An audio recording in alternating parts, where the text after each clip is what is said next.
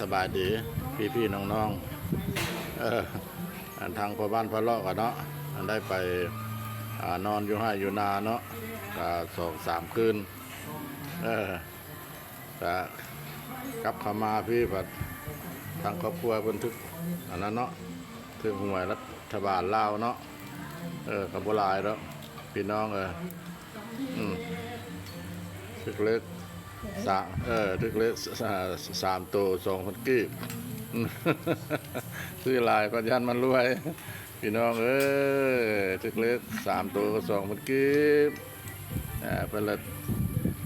กินอันนี้ละพอหอมปากหอมคอเนาะ